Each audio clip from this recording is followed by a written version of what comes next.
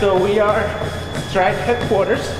Another day. It feels good being here and knowing that I'm not supposed to run really, really hard. Because last time we did VO2, we've done it here twice. So I feel like every time I'm here, I'm suffering a lot. Today we're just doing an easy workout, threshold workout. I want to try different shoes and I want to see how efficient I am in them. So I'm using my 3 favorite pairs of shoes. And basically we want to know if they're good for what I think they're good.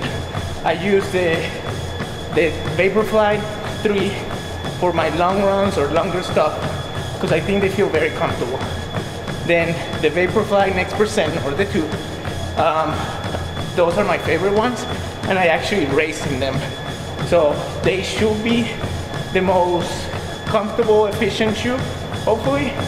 And then the Puma Fast-R, they're really good shoes. And I like using them in the track when I'm running faster. So let's see if it makes sense, like if that's the way it works. But yeah, very happy to be at Stryd with great people and learning a little bit more about everything running related, right? That's why we're here. Welcome to the Stryd Lab, and today we are doing a really fun test with Luis Orta. He wants to test out a few different shoes to see which shoe maybe works the best for him, and we are here to support him. We're going to be doing that with the Stryd Duo and Stryd Footpath.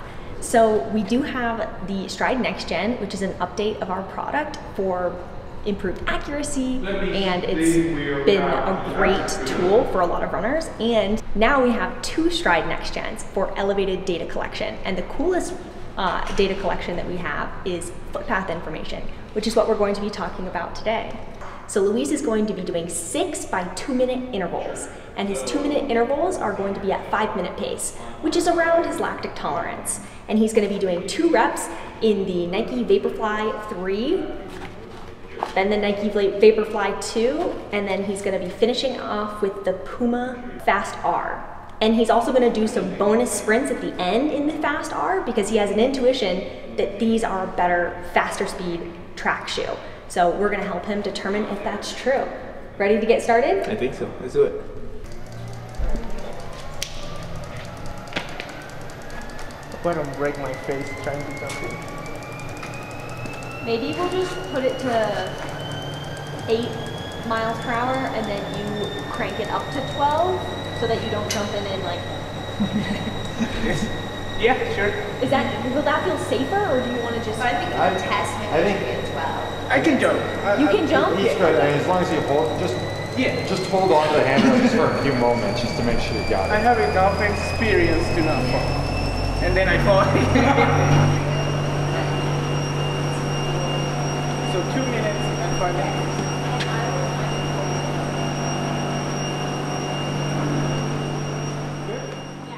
So some of the coolest things that you can really dig into with the footpath information is it can help you with injury. So you can compare yourself over long periods of time, weeks and months, to see how you're recovering from injury, which is pretty cool. The next thing that you can look at is fatigue. So for a single run, you can tell whether or not your footpath information is changing from, let's say, 30 minutes in to 60 minutes in to maybe 2 hours in. So that's a very cool metric as well. 30 seconds.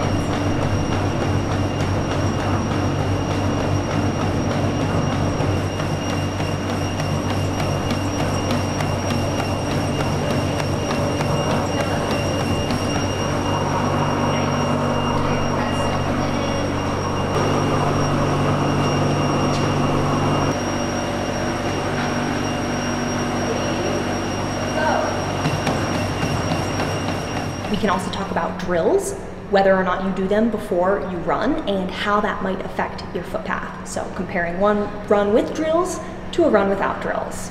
And finally, one of the most exciting things we're going to be looking at is actually footwear. So we're going to be comparing footwear, footpath information today.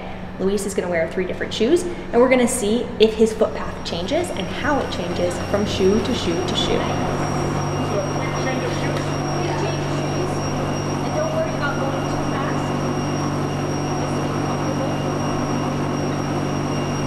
And of course, one of the biggest reasons why people are interested in this is performance. And so when you have the Stryd Duo and you're collecting footpath data, you can compare yourself to past self and present self, especially after a huge jump in performance, to see maybe how your footpath has changed over time to get you where you are.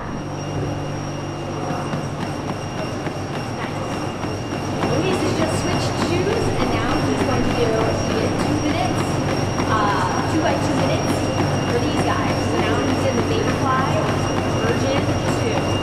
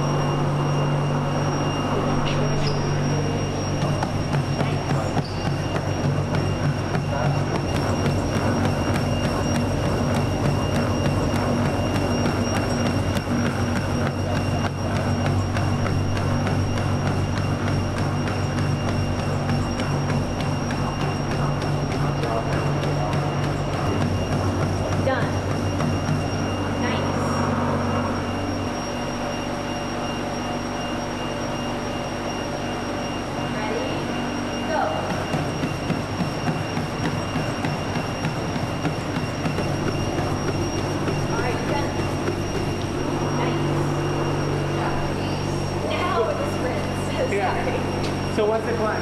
Maybe 1 minute recovery and then 30-second sprint at like, what, 5K pace, 1500 meter pace? So like Like a track workout, you know? Since you're doing track workouts. maybe 4:30? Okay. Let me do 30 seconds like this first. Make sure I don't die, and then we do another. Yes. Okay. Whatever you do is best. Ready to go. All right, I'm ready. Okay.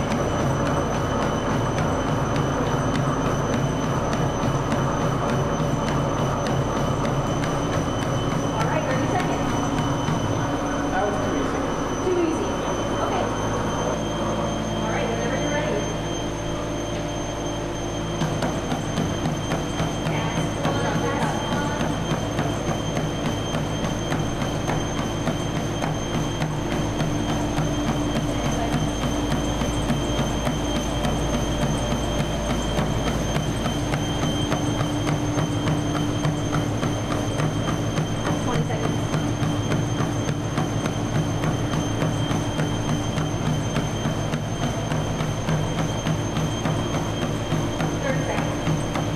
So we do 14?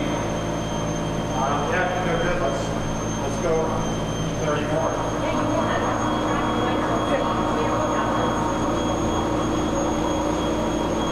So what's 14?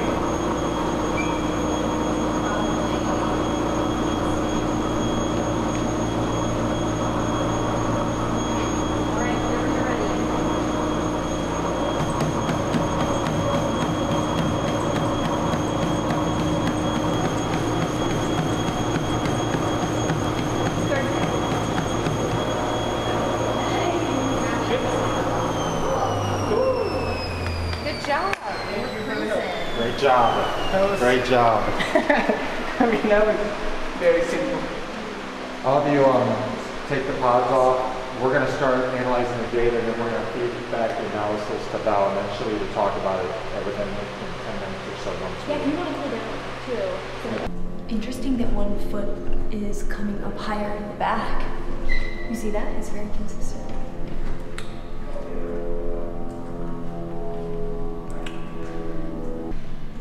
So one thing we can't say is we might want to just focus on the leg spring stiffness, because we can say the Vaporfly 2, which Luis likes for marathon, we do see the higher leg spring stiffness of 8.3, and we see a lower impact loading rate. What an exciting test. Now that we have the data back, we actually noticed quite a few really interesting, I guess, characteristics and different data points that we'd love to share with you. Okay. The Vaporfly 3 is going to kind of be our baseline that we'll compare your other two shoes against. Okay. So this shoe produces a leg spring stiffness of 8 and an impact loading rate of 88. And so when we compare that to the Vaporfly 2, which is your preferred marathon shoe, It is. there's a higher leg spring stiffness with the Vaporfly, or versus the Vaporfly 3, and a lower impact loading rate, which are advantageous to a marathon. So that means that you were right in thinking that that felt better. Yeah, even when I was running, I was like, if I had to choose a shoe right now for a marathon, it would be this. And your intuition matches the data, Okay, good. which is really cool. And so then, additionally, the Vaporfly 2 enables a more efficient heel recovery, which we can see in the Footpath data, Okay. which is really cool. So that's just like better running form, which is Yeah, and for a longer event, 2 hours running makes more sense, more efficient, better. even if it's just 1 or 2%, that adds up in a marathon. Makes sense. Cool. And so now finally we'll look at the Puma Fast-R. Okay. And so this one actually enables an even more efficient heel recovery and closer ground contact, which are advantageous for running characteristics, which may feel faster and closer to a track spike. I guess that's why it's called the Fast-R. And it makes sense, like if I had to do a track workout, I would wear this. And I mean, I could wear the other ones are fine, but I feel fast in this. I feel like springy.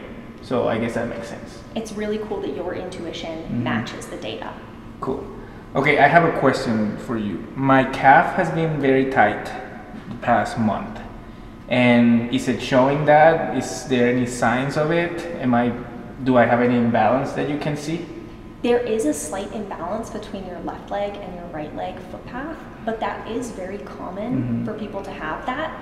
I would say that it's really hard to isolate anything right now because we don't have data from you months ago. Okay.